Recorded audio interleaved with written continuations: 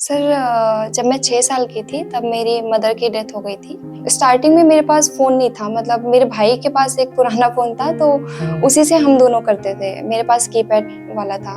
मामा का मैं बोलना चाहूँगी कि मतलब उन्होंने कभी मुझे ऐसा नहीं लगने दिया कि एसएससी बहुत बड़ी चीज़ है। उनका था कि हो जाएगा, और ऐसा नहीं कि लोग कोचिंग करके ही पास होते हैं, मतलब बिना कोचिंग के भी अगर तुम खुद से करोगे तभी होगा। मैंने कोई भी कोर्स नहीं लिया था, मतलब पूरी जर्नी में मैंने मतलब यूट्यूब से किया। और तो पहले सिलेबस कंप्लीट करो एंड देन मॉक्स पे फोकस्ड रहो, फिर जो भी वीकनेस लग रही है उस पे काम करो। उस आपके साथ कोई प्रॉब्लम है या फिर आपको फाइनेंशियली कुछ दिक्कत है या कोई भी दिक्कत है तो वो तो सबसे बड़ा मोटिवेशन है। फिर तो आपको किसी दूसरे मोटिवेशन की जरूरत नहीं है। और वही है कि आप सबसे पहले तो ये सोच लो कि आपके पास मतलब 2024 के लिए कितना टाइम है, उसके बाद फिर आप उसको ब्रेक कर सकते हो कि एक मंथ में मुझे इतना कंप्लीट करना है। हेलो नमस्कार, स्वागत है आप सभी का एक बार फिर से एसएससी फैक्ट्री के शानदार प्लेटफॉर्म पर। मेरा नाम है अंकित शर्मा और आज की इस वीडियो में हमारे साथ हैं गरिमा पांडे जी। इनकी अगर बात करें तो 619 रैंक के साथ एसएससी सीजीएल 2023 में एएसओ इन सीएसएस के पद पे इनका सिलेक्शन हुआ है। ये वीडियो आप लास्ट तक देखें क्योंकि गरिमा जी की जो स्टोरी है बहुत ही इंस्पिरेशनल है।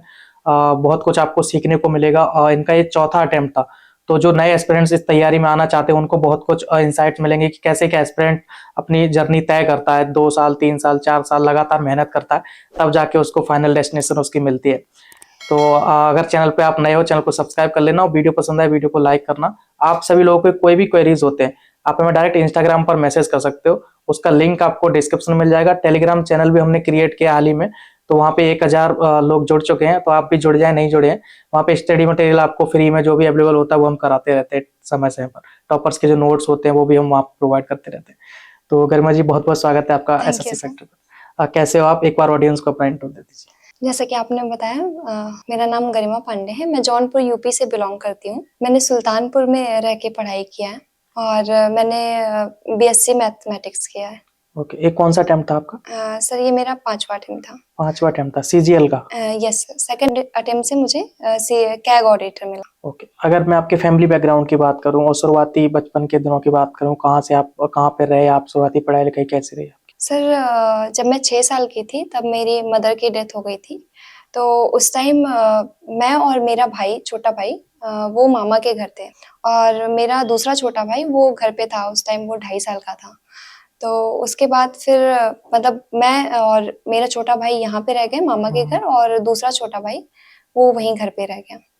तो 10 साल बाद हम मिले फिर। ओके, कितने भाई बहन हो आप?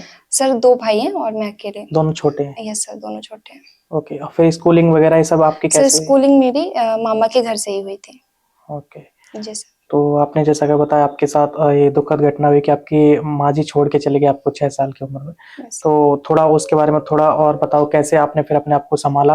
क्योंकि जो एस्पिरेंट्स अभी देख रहे हैं आपको, वो यस सर। छोटी-छोटी बातों पे स्ट्रेस में आ जाते हैं, डिप्रेशन में आ जाते हैं। Yes sir. आपके साथ तो इतनी बड़ी घटना घटी, बहुत लॉस हुआ आपको, तो उसके बारे में थोड़ा बताओ, कैसे अपने आप को संभाला, कैसे वो दिन रहे थोड़ा? सर एक्चुअली मतलब ये नेचुरल डेथ नहीं थी, मतलब मेरे फादर और उनकी फैमिली ने मार डाला था मेरी मदर को। ओह! तो मेरे नाना-नानी ने मतलब मुझे यहाँ पे रखा अपने अपने पास, और मामा-मामी ने पढ़ाने में बहुत हेल्प किया, मतलब सब कुछ उन्हीं ने किया। ओके, और मतलब मामा के घर से ही रह के मैंने ओके। पूरी पढ़ाई कंप्लीट की। फिर आपकी 10th 12th ये कैसे रहे? कौन से स्कूल से करे आप? सर 10th-12th मैं यूपी बोर्ड से ही थी, हिंदी मीडियम से। ओके, तो मैंने 10th भी मतलब गाँव के ही स्कूल से किया और 12th भी मेरा यहीं से रहा। ग्रेजुएशन के लिए मैं मतलब थोड़ा 60 किलोमीटर दूर है हमारे यहाँ से सुल्तानपुर, तो वहाँ हुँ। से मैंने ग्रेजुएशन किया। क्या किया ग्रेजुएशन में? Sir BSc mathematics. बीएससी, जैसा कि यस। शुरुआत में हमने बताया। यस। ओके, फिर ये आपकी कॉम्पिटिटिव जर्नी की अगर हम बात करें तो कैसे शुरू हुई? कहाँ से आपको पता चला? सर एक्चुअली मेरा एसएससी का मतलब कोई प्लान नहीं था, एसएससी की तैयारी करनी है।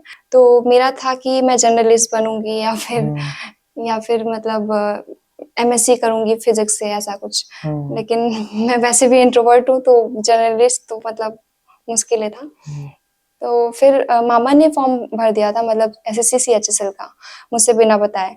तो जब मैंने एग्ज़ाम दिया फर्स्ट टाइम तो मुझे लगा कि हो जाएगा मतलब थोड़ा-सा सही गया। हुँ। तो उसके बाद मैंने प्रिपरेशन स्टार्ट की 3rd ईयर से, 3rd बीएससी ईयर से। 3rd ईयर से। Yes sir. ओके। तो इतना कुछ आपके लाइफ में हुआ, तो जनरली क्या होता है कि बच्चे टूट जाते हैं, मतलब उनकी पढ़ाई लिखाई छूट जाती है, इतना चीजें होती हैं। यस। आपका ये कैसे, मतलब आप कैसे अपने आप को मोटिवेट रखा कि नहीं मुझे भी पढ़ना है, जब आप बड़े हो गए, वो छोटे बचपन की बात थी, जब आप कॉलेज में आगे तो कैसे आपको अपने आप को मोटिवेट रखा कि नहीं मुझे पढ़ना है आगे और अच्छा करना है अपनी लाइफ में? सर मेरा मोटिवेशन, सबसे बड़ा मोटिवेशन तो मेरी सिचुएशन थी, हम्म, क्योंकि मतलब 12th के बाद ऐसा था कि मैंने इलाहाबाद यूनिवर्सिटी का एंट्रेंस एग्ज़ाम दिया था, लेकिन वो मेरा क्लियर नहीं हुआ। हम्म, तो उसके बाद तो घर वाले भी ऐसा कि अब तुम गाँव से पढ़ाई करो, मतलब बाहर जाने की कोई ज़रूरत नहीं है। तो ऐसा हो गया था बीच में, तो लेकिन बड़ी मामी ने सपोर्ट किया और उन्होंने मुझे मतलब ऐसे अपने रिस्क पे भेजा हम्म, कि आप जाओ बाहर। तो उसके बाद फिर मैं सुल्तानपुर गई, वहाँ से मैंने फिर ग्रेजुएशन किया और वहीं से सेल्फ स्टडी से ही किया, क्योंकि मतलब फाइनेंशियली भी उतना सही नहीं था, मतलब मामा ने ही किया सब कुछ, तो मैं उतना भी ज़्यादा नहीं कर सकती थी कि हम्म। फिर आपके सीरियस जब आप तैयारी करने लग गए कि अब मुझे, और आपको पता चल गया कि ऐसे सीजीएल से यस सर। पोस्ट होती है, ऐसे ऐसे जॉब होती है, हुँ। फिर सीरियस तैयारी आपकी शुरू हुई तो कैसे हुई? जैसे आपने रिसोर्सेज कहाँ से जुटाए, कोचिंग आपने लिया या नहीं लिया, या फिर घर पे रह के तैयारी, उस थोड़ा शुरुआती फेज के बारे में? सर मैंने बुक से ही, मोस्टली तो बुक से ही किया है और स्टार्टिंग में मेरे पास फ़ोन नहीं था, मतलब मेरे भाई के पास एक पुराना फ़ोन था, तो हम्म, उसी से हम दोनों करते थे। मेरे पास कीपैड वाला था। तो हम लोगों ने बुक से ही किया, मतलब हम्म, मैंने और मेरे भाई दोनों ने। तो बुक से ही, और उसके बाद फिर जब मेरा प्रीलिम्स क्लियर हो गया सीजीएल का, उसके पहले मेरा एसएससी सीपीओ में भी रिटन हो गया था।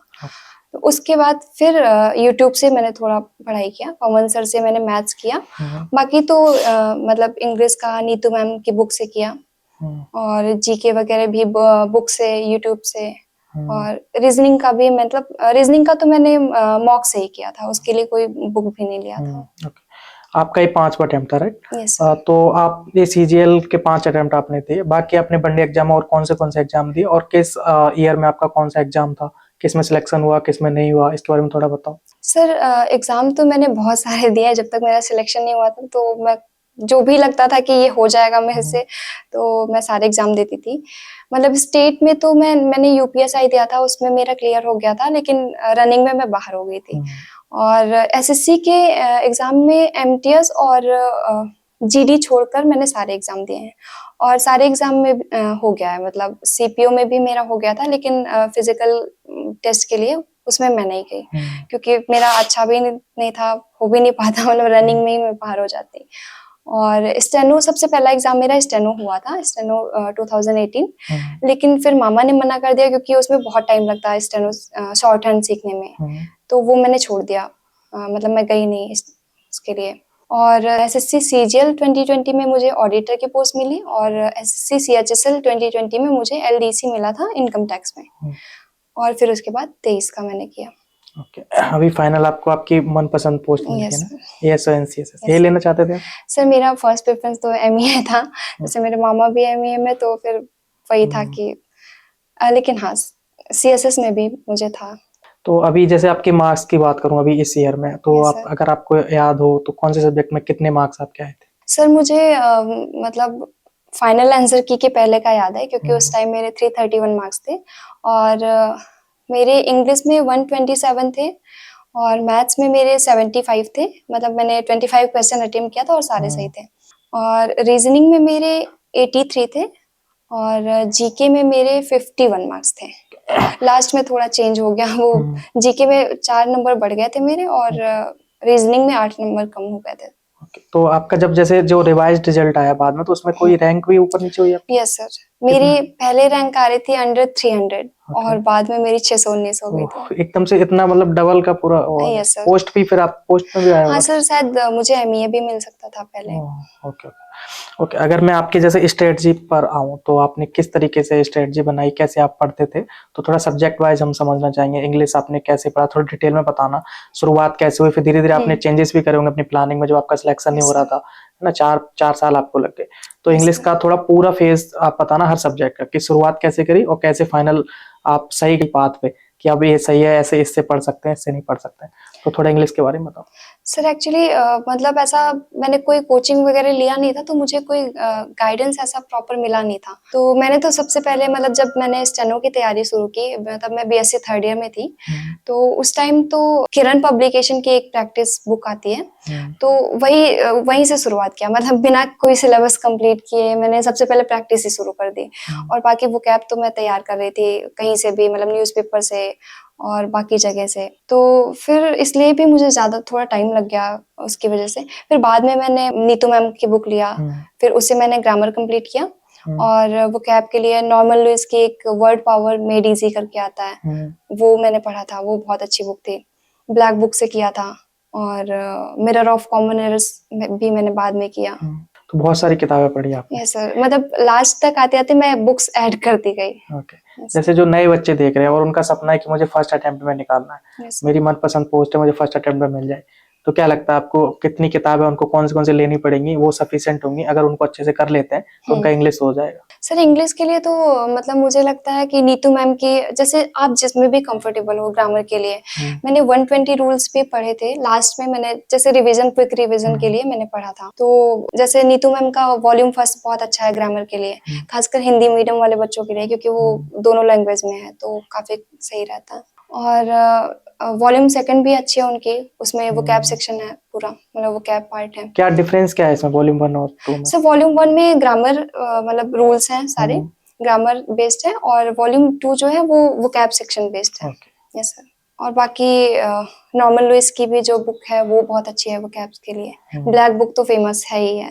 तो इतने सारे वोकैब कैसे याद होते थे आपको, क्या तरीका सर था? नहीं, सबसे पहले तो मतलब ग्रामर कंप्लीट करो, क्योंकि उसमें सारे रूल्स हैं, वो रिवाइज करो। उसमें प्रैक्टिस भी होता है हर चैप्टर के लास्ट में, और उसके बाद फिर कहीं से वोकैब भी पढ़ते चलो। मैं सजेस्ट करूंगी कि मतलब नॉर्मल लुइस वाला जो बुक है वो, क्योंकि उसमें क्या है कि प्रॉपर जैसे बेस तैयार होता है वोकैब का, तो वो सही है। लोग क्लासेस भी करते हैं, जैसे कि निमोनिक्स वगैरह से याद कराते हैं मैम या सर लोग, तो वो भी सही है। Yes, sir. ये तो इंग्लिश का होगा। इंग्लिश में आपको जैसे अगर ग्रामर करना है तो नीतू मैम का वॉल्यूम 1 सफिशिएंट Yes, है, sir. वहां से आपकी ग्रामर कंप्लीट हो Yes, जाएगी। sir. वोकैब के लिए आप फिर बाद में आप मतलब 120 रूल्स भी पढ़ सकते हो, जैसे क्विक रिवीजन के लिए। Okay okay. और वोकैब के लिए आप ब्लैक बुक और ये 2-3 बुक आपने Yes, बताई, sir. वो आप ले सकते हो। ओके।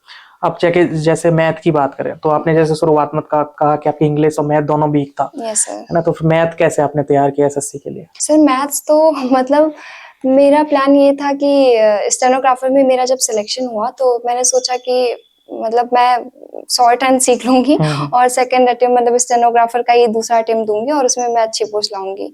तो यही प्लान था मेरा, लेकिन मामा ने भी मना किया कि बहुत टाइम लग जाएगा, और एसएससी सीजीएल बेस्ट है।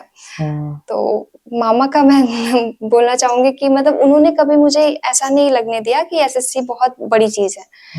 उनका था कि हो जाएगा, और ऐसा नहीं कि लोग कोचिंग करके ही पास होते हैं, मतलब बिना कोचिंग के भी अगर तुम खुद से करोगे तभी होगा। फिर मैंने मतलब मेरा भाई भी मुझे बोलता रहता था कि तुमने बीएससी किया है मैथ से, कुछ तो शर्म करो। तो फिर मतलब लास्ट में मैंने एसएससी सीपीओ का फॉर्म भरा, तो मेरे पास 4 महीने लगभग थे। तो फिर मैंने किरण पब्लिकेशन की वही बुक उठाई, काफी मोटी बुक होती है, लेकिन मैंने कंप्लीट किया वो। एडवांस मैथ्स कुछ बचा था, एडवांस मैथ्स मैं नहीं कर पाई थी, लेकिन बाकी जितना भी अर्थमेटिक्स और वगैरह वगैरह वो सारा वो कंप्लीट किया था। और उसके बाद एसएससी सीपीओ का एग्जाम दिया, तो मतलब ठीक गया, सिलेक्शन हो गया था। बहुत अच्छे भी नंबर नहीं आए। फिर उसके बाद सीजीएल में मैंने किया, तो सीजीएल में सही नंबर थे। और ये तो मैथ की बात होगी ना। Yes, इसमें sir. जैसे कैलकुलेशन फास्ट करने का आपने कोई ट्रिक्स आपने वो? सर मैंने मतलब एक तो द पंडित्स के ग्रुप पे, मतलब उनका एक चैनल है या ऐप है उनका, तो उस पे मतलब प्रैक्टिस के लिए वो डालते थे डेली क्विज टाइप का, तो वहां से भी मैंने लास्ट में किया था। और उसके पहले पवन राव सर का मैंने वैदिक मैथ्स, वैदिक कैलकुलेशन ऐसा करके कुछ उन्होंने यूट्यूब पे बनाया, तो वो भी मैंने देखा था, वो भी काफी अच्छा था। तो बाकी तो सर प्रैक्टिस पे ही है कि मतलब हाँ, जितना आप प्रैक्टिस करोगे फिर वो याद हो जाता है। स्टार्ट में क्या रहता है, वही चीजें हमें मतलब कॉन्फिडेंस नहीं होता कि हो पाए, मतलब सही है कि गलत है। फिर करते करते हो जाता है फिर लास्ट में। जैसे प्रैक्टिस की बात करी तो प्रैक्टिस बुक अगर अभी देखें तो बहुत पुराने भी आते हैं, मतलब बहुत मोटे मोटे बुक आते हैं जो यस सर। 2012 से उनमें पेपर दिए हुए हैं। Yes sir. तो अभी कितना आप जैसे अगर अभी जो 2024 के लिए तैयारी करेंगे उनको कितने मतलब प्रीवियस ईयर के कहाँ से स्टार्ट करना है अगर प्रैक्टिस? सर मैंने तो मतलब 2012 वाला जैसे देखा था पहले, बहुत चेंज था, मतलब काफी आसान था शायद मैथ्स का स्पेशली लेवल देखे तो। और मैंने तो मतलब 18 से किया जो टीसीएस पैटर्न है ना? किया तो मैंने सारा था। किरण में तो सारा ही आ जाता है, एक बार तो मैंने सारा कर लिया था। लेकिन जब मैंने दोबारा प्रैक्टिस शुरू की तो मैंने मतलब मॉक्स जब करना शुरू किया तो 18 19 और फिर ऐसे जो जो भी मेरा होता गया आगे फिर वैसे ही ऐड करते हैं। 17 का भी बहुत अच्छा है, लेकिन उसमें एडवांस मैथ्स काफी अच्छा है, मतलब अर्थमेटिक्स तो बहुत ही इजी है।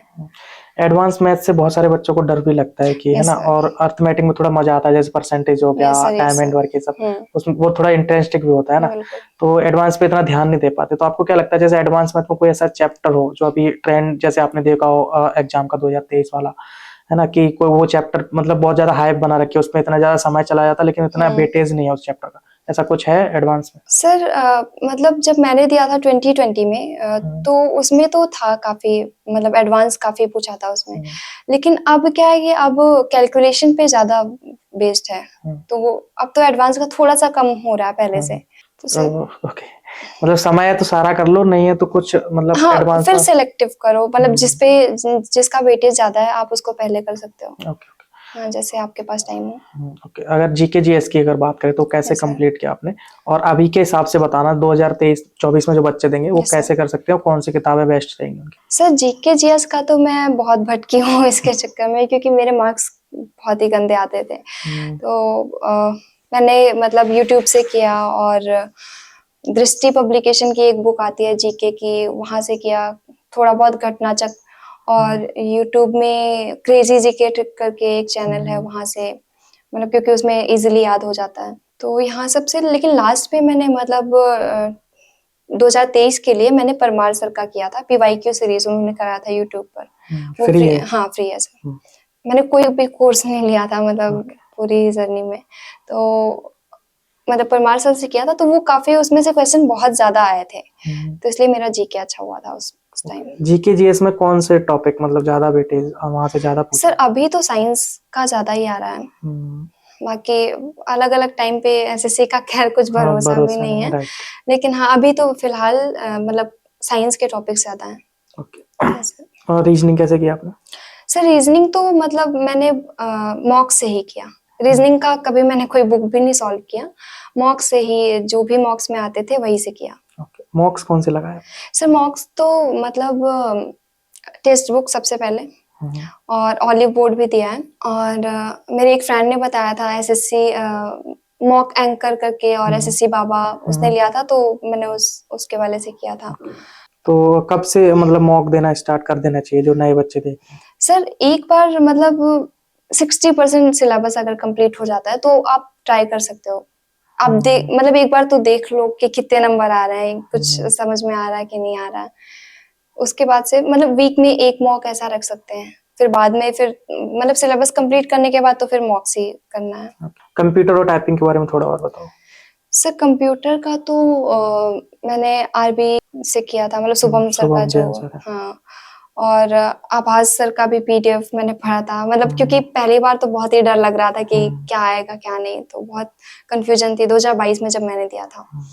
तो कहीं से भी मतलब एक बार सिलेबस कंप्लीट कर लो, जो भी उसमें जितने भी टॉपिक्स हैं, किसी के भी पीडीएफ से आप एक पीडीएफ को मतलब कई बार कर सकते हो, तो फिर होता, क्योंकि पास ही होना है उसमें। बहुत ज्यादा हेल्प कहाँ से ज्यादा हुई आपकी? सर जैसे आभास सर का जहां तक मुझे लगा कि वो थोड़ा मतलब छोटा था, मतलब शॉर्ट में था, तो वो भी सही था क्विक रिवीजन के लिए। बाकी मतलब ये शुभम सर का तो मतलब अच्छा है ही। ओके, जैसे अगर जो नए एस्पिरेंट आपको देख रहे हैं ना, आपसे मोटिवेशन लेंगे, बहुत सारे बच्चे हो सकता है आपके इंटरव्यू देख के ही शुरुआत करें अपनी तैयारी की, तो आप अपनी पूरी ओवरऑल जर्नी से कुछ ऐसी मिस्टेक्स आप बताना चाहो कि अगर वो गलतियां आप ना करते तो आप आज जल्दी आपका जो ड्रीम पोस्ट है वो जल्दी ले लिया होता, क्योंकि आपकी 4-5 साल की ये जर्नी हो चुकी है ना, तो क्या मिस्टेक्स, नंबर ऑफ मिस्टेक्स आप बताना चाहोगे कि वो बच्चों को नहीं करना है?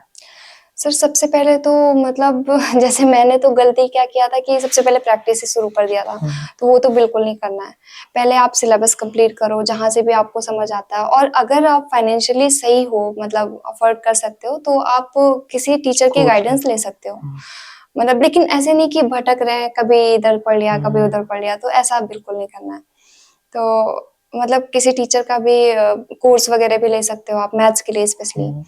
और तो पहले सिलेबस कंप्लीट करो एंड देन मॉक्स पे फोकस्ड रहो, और फिर जो भी वीकनेस लग रही है उस पे काम करो, उस टॉपिक पे। जैसे जो भी टॉपिक लग रहा है इससे तो क्वेश्चन मतलब बहुत ज्यादा गलत हो रहे हैं, तो उसको एक बार आप बुक से अच्छे से कर लो फिर से। ओके। अगर जैसे आपके रूटीन की बात करें हम, तो सीरियस जब आप पढ़ रहे थे तो क्या रूटीन आपका क्या रहता था? घर के भी आपको काम करने पड़ते थे, कैसा पूरा रूटीन रहता था? सर मैं भाई के साथ रही हूँ, तो खाना बनाना ये सब तो था ही, लेकिन फिर भी मैंने बहुत लापरवाही की है उसके लिए। मतलब मुझे घर से डांट भी पड़ती थी कि तुम ध्यान नहीं देती, लेकिन था मेरा मतलब ऐसे था कि मैं डेली शेड्यूल नहीं, मतलब मैं एक वीक का बनाती थी, तो एक वीक का सेम लगभग रहता था। तो पहले दिन अगर मैं देखती थी कि मेरा कंप्लीट हो गया, मेरा टारगेट रहता था कि शाम तक मतलब या रात तक मुझे कंप्लीट करना है आज वाला। तो अगर आज वाला कंप्लीट हो गया तो कल मुझे कुछ उसमें और ऐड कर देना है। तो फिर सेकेंड डे अगर हो रहा है तो फिर थर्ड डे कुछ और ऐड कर देना है, ऐसा करके। तो 1 वीक का चलता था। और अगर मतलब लास्ट में मैं देखती थी कि अगर नहीं हो पा रहा है 1 वीक में, तो मैं 1 दिन का बैकअप रखती थी, 1 दिन या ज्यादा से ज्यादा 2 दिन। तो उसके बाद फिर मतलब उसमें मैं वो कंप्लीट कर लेती थी। ओके। जैसे कंसिस्टेंट नहीं रह पाते बहुत सारे बच्चे, उनका छूट जाता है ना, बहुत बैकलॉग हो जाता है, रिवीजन नहीं कर पाते, बहुत परेशान हो जाते हैं, उसका कैसे रिवीजन साइकिल आपका एक कैसे रखते थे? सर रिवीजन तो बहुत ही जरूरी है, क्योंकि मतलब कई जगह से आपने पढ़ लिया है तो फिर वो फिर नहीं याद रहता। एक ही जगह से आपने पढ़ा है, कई बार पढ़ा है, तो फिर वो याद हो जाएगा अच्छे से। तो मैं तो ऐसे ही करती थी कि मतलब वीक में 1 वीक का टारगेट बनाया, वो कंप्लीट हो गया, फिर उसके बाद फिर जो बैकअप रहता था उसमें मतलब वो वीक वाला जो बचा है वो कंप्लीट करना, और फिर रिवीजन का भी रखना है। ओके। तो ऐसे ही रहता था। आपके जहाँ पे आप पढ़ते थे, जहाँ पे आपका स्टडी रूम था, तो आपने कोई मोटिवेशनल कोट्स या चार्ट चिपका के रखा था केवल? सर मेरा ऐसा कोई मोटिवेशनल कोट्स तो नहीं रहा है, क्योंकि सर मेरे मतलब मेरे साथ ऐसा था कि कुछ ना कुछ ऐसे हो जाता था कि वो फिर मुझे मोटिवेशन की कमी नहीं रहती थी। जैसे मैंने 2019 का मैंने फर्स्ट अटेम्प्ट दिया था, तो प्रीलिम्स तो मेरा हो गया था। तो मेंस के टाइम मतलब बहुत ही गड़बड़ चला था। अगस्त में मुझे याद है कि मेरी तबीयत खराब हुई, और उसके बाद थोड़े दिन बाद मेरी मौसी की डेथ हो गई थी, अगस्त में, 21 अगस्त को। फिर उसके बाद मैं मतलब 1 वीक ही घर पे रही, और फिर मतलब मेरा वही था कि मुझे कुछ करना है, मतलब अब इसमें तो कुछ कर नहीं सकते, अब जो हो गया तो उसमें क्या ही कर सकते हैं। आगे जो हेल्प कर सकते हैं, जैसे उनके बच्चों का जो भी हम कर सकते हैं, क्योंकि हमारी जैसे उनकी भी लाइफ हो गई कि हाँ हमारे भी मम्मी नहीं थे, और फिर मौसी का भी ऐसे। तो ये भी मेरा मोटिवेशन ही रहा है कि मुझे उनके लिए भी कुछ करना है। और बाकी फिर आने के बाद वहां से मेरे भाई को डेंगू हो गया, और मतलब बहुत ही ज्यादा तबीयत उसकी खराब हो गई थी। तो वो बहुत ही गंदा टाइम था। बस उसी टाइम मुझे मतलब ऐसे खराब सिचुएशन में कोई मोटिवेशन नहीं आया, क्योंकि मेरा भाई मेरे लिए बहुत इम्पोर्टेंट है। तो जब वो ठीक हो गया, फिर मैंने फिर से मतलब तैयारी शुरू की। नाना को भी उस टाइम कोविड का बहुत ज्यादा था, तो मतलब वो कोविड पॉजिटिव उनका आ गया था, तो मतलब पूरे घर वाले परेशान थे। मतलब 1-2-3 महीने बहुत ही गंदे निकले थे, और उसके बाद फिर मेरा 15-20 दिन बाद ऐसे ही कुछ मीन्स था। ओके। आपने अपनी लाइफ में इतना कुछ झेला है ना, काफी ब्रेव गर्ल हो आप ना, हाँ सारा कुछ आपने झेला, फिर भी आप लगातार पढ़ते रहे। अब बहुत सारे बच्चे छोटी छोटी चीजों पर परेशान हो जाते हैं ना, तो आप उन सबको क्या कहना चाहोगे कि उन ऐसी सिचुएशन अगर उनकी लाइफ में आती, कैसे उसको टैकल करना है? क्योंकि एक एस्पिरेंट के बहुत सारे स्ट्रगल होते हैं, जैसा कि आपने भी बहुत कुछ झेला है। तो एस्पिरेंट एक अकेला फील करता है ना। कभी कभी क्या होता है कि उनके घर पे उनको मम्मी पापा को भी नहीं पता होता कि मेरा बच्चा किस एग्जाम की तैयारी कर रहा है। उनको पता है कि सरकारी नौकरी की तैयारी कर रहा है, एग्जाम के बारे में तो उनसे भी डिस्कस नहीं कर सकता है ना। अगर और उसके पास कोई ऐसा टीचर वगैरह गाइडेंस के लिए भी नहीं है, बहुत अकेला पड़ जाता है ना, बहुत ओवर थिंक करने लगता है, कभी कभी रात को जब सोता है बहुत कुछ सोचने लगता है लाइफ के बारे में। तो कैसे आप अपने आप को स्टेबल कैसे रखा आपने, और कैसे ये सारी चीजों से कैसे टैकल किया, ताकि ये बच्चे आपको देख रहे हैं तो उनको भी बहुत कुछ इससे सीखने को मिलेगा?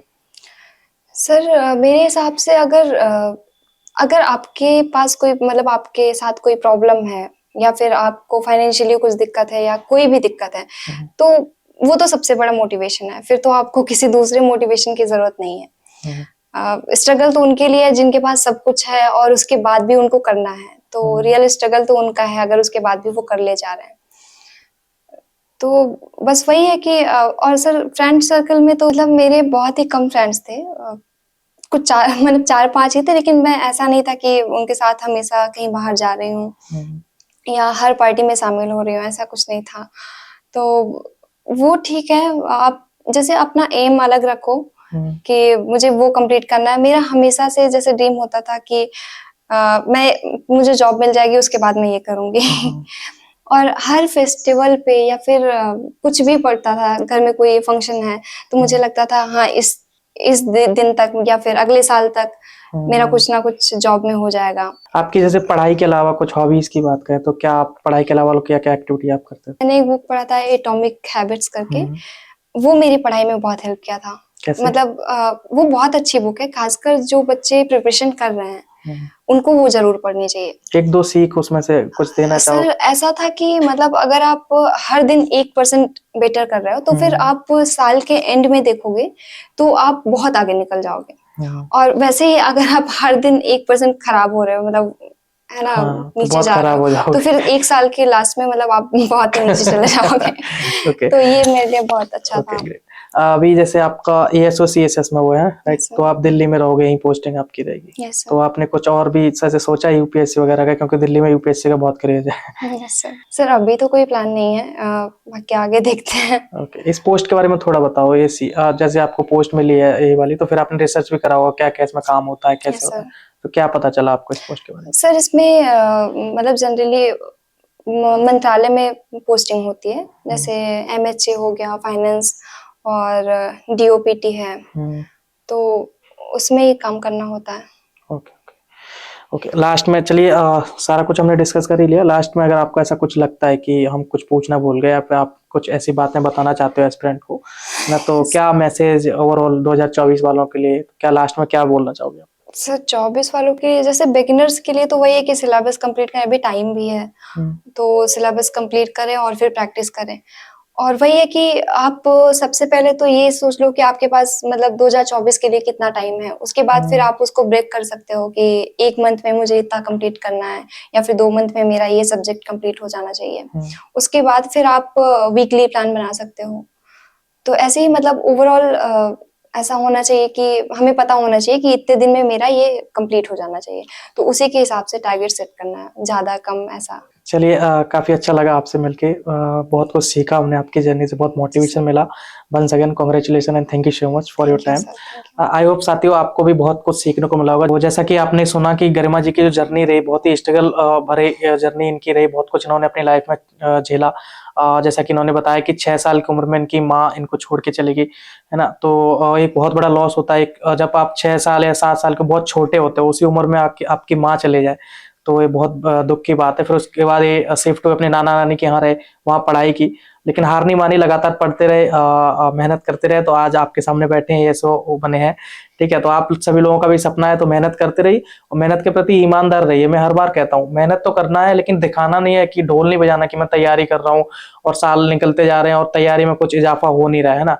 तो ढोल नहीं बजाना, मेहनत के प्रति ईमानदार रहना। अगर आप 1 घंटे पढ़ रहे हो तो 1 घंटा पढ़ाई होनी चाहिए प्रॉपर, 1 घंटे को कुछ आउटपुट मिलना चाहिए, तो आपका पढ़ने का कुछ महत्व निकलता है। तो आप पढ़ते रहिए। बाकी हमने शुरू किया अभी एसएससी फैक्ट्री पर, हम कुछ ऐसे टॉपर्स को लेके आते रहेंगे जो आपको लगातार गाइडेंस भी देते रहेंगे, और टॉपर स्टॉक तो हमारी चलती रहेगी।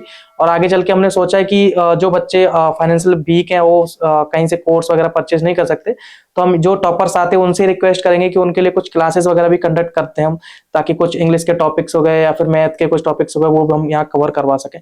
बाकी हमारा टेलीग्राम चैनल ज्वाइन कर लेना आप, वहां पर भी हम फ्री स्टडी मटेरियल आपको प्रोवाइड करवाते रहते हैं। तो चलिए, यहाँ तक वीडियो देखें, thank you so much, bye bye and take care.